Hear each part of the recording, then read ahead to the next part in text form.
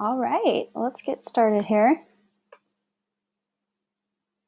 So, April 27th, as always, our learning objectives are in Google Classroom. I'm going to run through our agenda for this week's lesson. To start, we're going to have a journal entry like normal. We're going to go over some new vocabulary words and review some notes that happen to go along with those.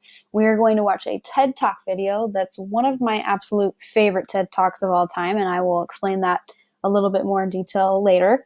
And then we have some video questions related to that TED Talk. So, start off, journal entry. What is perspective versus point of view? What is the difference? Is there a difference? I want you to take the next 5 minutes. You're going to pause this video and write down, what are your thoughts, perspective versus point of view? Are they different? Are they the same thing? If you think they're different, what are they? If you think it's the same, why? What would be the definition of these two terms? So go ahead and pause this video and take some time to write. All right, thanks for coming back. So let's go over this. By the way, these are just some of our new vocab words. We've got stereotypes and bias as well. We're going to go over that in just a second. But perspective, point of view, I wanted to get your thoughts on this. And once we're done with this, I'm going to have you send in pictures of your journal prompt so I can see what you wrote. But to start, what's the difference? Perspective defines narrator's attitude, personality, emotions. The story changes depending on who tells it. That is perspective. Point of view focuses on who. Who is telling the story? Who is speaking? We've got first person, second person, and third person. So let's take a second here. Perspective. The story changes depending on who is telling it. So let's take, I know I use this all the time, but I know I'm not the only fan. The Office. We've got lots of characters on the TV show The Office. What would happen if we didn't get to watch the show from multiple point of views? I would say that there are multiple perspectives in this story because there are multiple one-on-one interviews. You get thoughts from every single person. But if we were to shift the perspective of this entire show, this entire story, like say we did it with just Michael, we only knew what was going on in Michael's his thoughts, that would be a perspective change. The story is completely different depending on who is telling that story. It would be way different if the entire show was told from the point of view of Michael versus Toby, right? Those two don't get along. So that's perspective. And then we have point of view. Who is telling the story? This is kind of more technical, getting into the writing, the technical pieces of literature. So we've got first person, that is me saying, I went to the store today. Second person is very rare. It would be like you're talking to somebody else directly. So you rarely see that, but it is an option. And then we've got third person. That would be the author is talking about the character, but they're not the character themselves.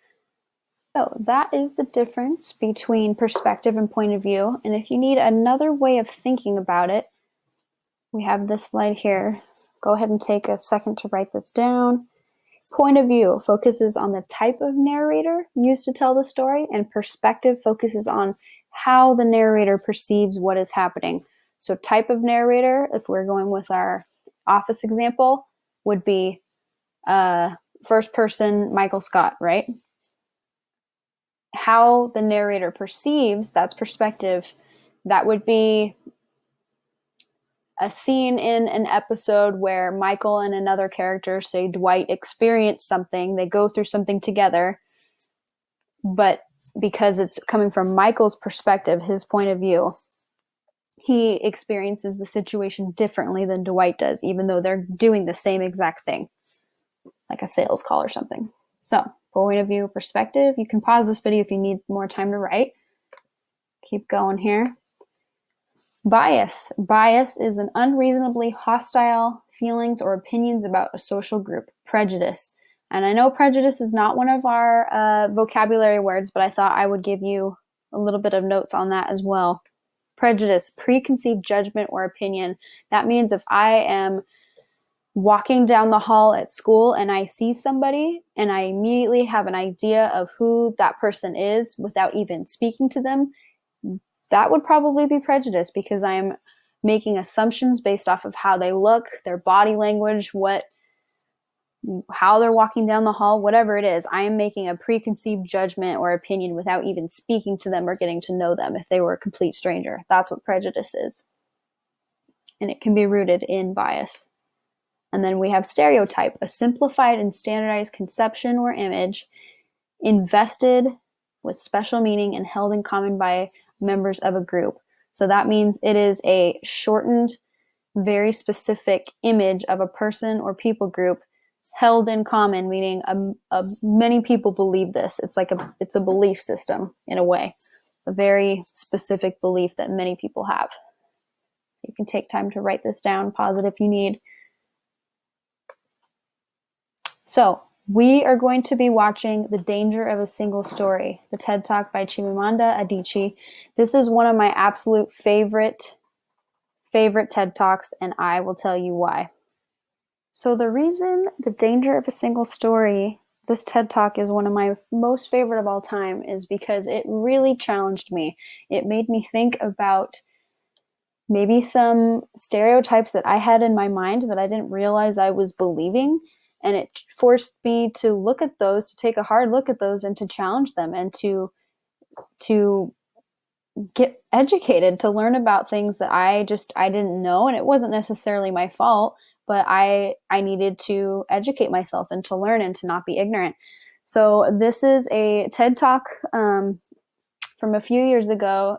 Adichie is an author, a speaker, and she tells several stories about her life growing up and what led her to coin this term, the single story. And I'm not going to give away what a single story means just yet because we're going to talk about that through our video questions.